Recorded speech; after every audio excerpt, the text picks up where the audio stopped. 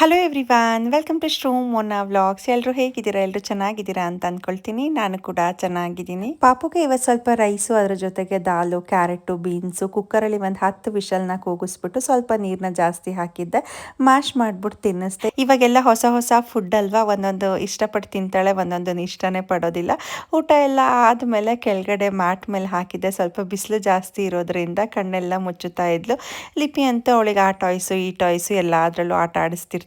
ಊಟ ಮಾಡಿ ಒಂದು 30 ಮಿನಿಟ್ಸ್ ಆದಮೇಲೆ ಸ್ವಲ್ಪ ಬಾಳೆಹಣ್ಣನ್ನು ಕೊಡೋಣ ಅಂತ ಹೇಳಿಬಿಟ್ಟು ಒಂದು ಫ್ರೂಟ್ ನಿಬ್ಬರ್ ಸಿಗುತ್ತೆ, ಅದನ್ನು ತಗೊಂಡು ಸ್ವಲ್ಪ ಬಾಳೆಹಣ್ಣನ್ನು ಅದರೊಳಗಡೆ ಹಾಕ್ಕೊಂಡು, ಈ ಥರ ಇರುತ್ತೆ ನೋಡಿ, ಅದನ್ನು ಹಾಕ್ಕೊಂಡು ಪಾಪುಗೆ ಸ್ವಲ್ಪ ತಿನ್ಸೋಣ ಅಂತ ಹೇಳ್ಬಿಟ್ಟು ಕೊಟ್ಟೆ. ಸ್ವಲ್ಪ ಹುಳಿ ಥರ ಅನಿಸುತ್ತಲ್ವ ಬಾಳೆಹಣ್ಣು, ಫಸ್ಟಿಗೆ ಒಂಥರ ಮಾಡಿದ್ಲು, ಆಮೇಲೆ ಇಷ್ಟಪಟ್ಟು ತಿಂತಾಯಿದ್ಲು. ನಾನು ಈ ಥರ ಬಾಳೆಹಣ್ಣು ಒಂದೊಂದ್ಸತಿ ರಾಗಿ ಸರಿಗೂ ತಿನ್ನಿಸ್ತೀನಿ. ಅದಾದಮೇಲೆ ಅವಳನ್ನು ಮಲಗಿಸ್ದೆ ತೊಟ್ಲಲ್ಲಿ. ಮತ್ತು ಅವಳ ಟಾಯ್ಸ್ ಆಗಿರ್ಬೋದು, ಬಾಟಲ್ ಆಗಿರ್ಬೋದು, ನಾನು ಏನು ಮಾಡ್ತೀನಿ, ಸ್ವಲ್ಪ ಬಿಸಿನೀರಿಗೆ ಹಾಕ್ಬಿಟ್ಟು ಸ್ಟಿರ್ಲೈಸ್ ಮಾಡ್ತೀನಿ. ಈ ಥರ ಮಾಡೋದ್ರಿಂದ ಜರ್ಮ್ಸ್ ಎಲ್ಲ ಹೋಗುತ್ತೆ ಅಂತ ಹೇಳ್ಬಿಟ್ಟು ಮಾಡ್ತಾ ಇದ್ದೆ ನಾನು. ಮಕ್ಕಳಿಗೆ ತುಂಬಾ ಇನ್ಫೆಕ್ಷನ್ ಆಗುತ್ತೆ, ಎಷ್ಟು ಸೇಫ್ಟಿಯಿಂದ ನೋಡಿಕೊಂಡ್ರು ಮಕ್ಕಳನ್ನ ಸಾಲೋದೇ ಇಲ್ಲ. ಯಾಕೆ ಅಂತ ಅಂದರೆ ಒಂದೊಂದು ಚಿಕ್ಕ ಚಿಕ್ಕ ಜರ್ಮ್ಸ್ ಆಗಿರ್ಬೋದು, ಬ್ಯಾಕ್ಟೀರಿಯಾಸ್ ಆಗಿರ್ಬೋದು, ಮಕ್ಕಳು ಹೆಲ್ತ್ ಮೇಲೆ ಅಫೆಕ್ಟ್ ಮಾಡುತ್ತೆ. ಇದರಲ್ಲಿ ಅಷ್ಟು ಚೆನ್ನಾಗಿ ಸ್ಟಿರ್ಲೈಸ್ ಆಗಲ್ಲ ಅಂತ ಹೇಳ್ಬಿಟ್ಟು ನಾನು ಫಿಲಿಕ್ಸ್ ಅವರ ಅವೆಂಟ್ ಸ್ಟಿರ್ಲೈಸರ್ನ ಪರ್ಚೇಸ್ ಮಾಡಿದ್ದೀನಿ. ಈ ಸ್ಟಿರ್ಲೈಸರ್ನ ಯೂಸ್ ಮಾಡಿರುವಂತಹ ಮಕ್ಕಳು ತುಂಬಾ ಹೆಲ್ದಿ ಆಗಿದ್ದಾರೆ ಅಂತಲೂ ಕೂಡ ಕೆಲವೊಂದು ರಿಸರ್ಚಲ್ಲಿ ಇದೆ. ಸೊ ಇದರಲ್ಲಿ 99.9% ಅಷ್ಟು ಜರ್ಮ್ಸ್ ಏನಿರುತ್ತೆ, ಚಿಕ್ಕ ಚಿಕ್ಕ ಬ್ಯಾಕ್ಟೀರಿಯಾಗಳನ್ನ ಕಿಲ್ ಮಾಡುತ್ತೆ.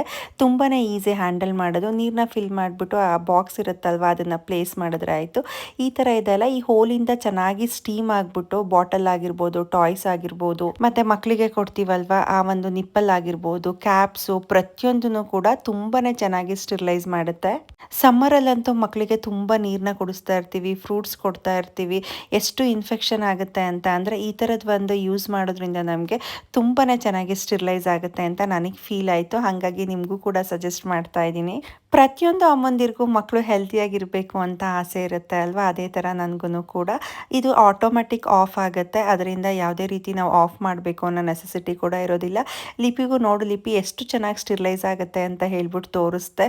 ಬಿಸಿ ಹೊಗೆ ಬಂದ ತಕ್ಷಣ ಅಮ್ಮ ಎಷ್ಟು ಚೆನ್ನಾಗಿ ಸ್ಟಿರ್ಲೈಸ್ ಆಗಿದೆ ಅಂತ ಅವಳಿಗೂ ಕೂಡ ಅರ್ಥ ಆಯಿತು. ಆ್ಯಂಡ್ ನಿಮ್ಗೇನಾದರೂ ಪ್ರಾಡಕ್ಟ್ ಬೇಕು ಅಂತ ಅಂದರೆ ಖಂಡಿತವಾಗ್ಲೂ ಪರ್ಚೇಸ್ ಮಾಡ್ಬೋದು, ಯೂಸ್ಫುಲ್ ಅಂತ ಅನಿಸುತ್ತೆ. ಅದಾದಮೇಲೆ ಪಾಪುನ ಸ್ವಲ್ಪ ಮಲಗಿಸಿ ಎದ್ದು ಆಟ ಆಡಿಸ್ದೆ. ಮತ್ತು ಅವಳು ಒಂದು ರೂಟೀನ್ ಇರುತ್ತಲ್ವ, ಮತ್ತೆ ಮಲ್ಕೊಂಡ್ಲು. ಅವಳನ್ನ ಮಲಗಿಸಿ ನಾನು ನೆಮ್ಮದಿಯಾಗಿ ಕೂತ್ಕೊಂಡು ಊಟನ ಮಾಡಿದೆ.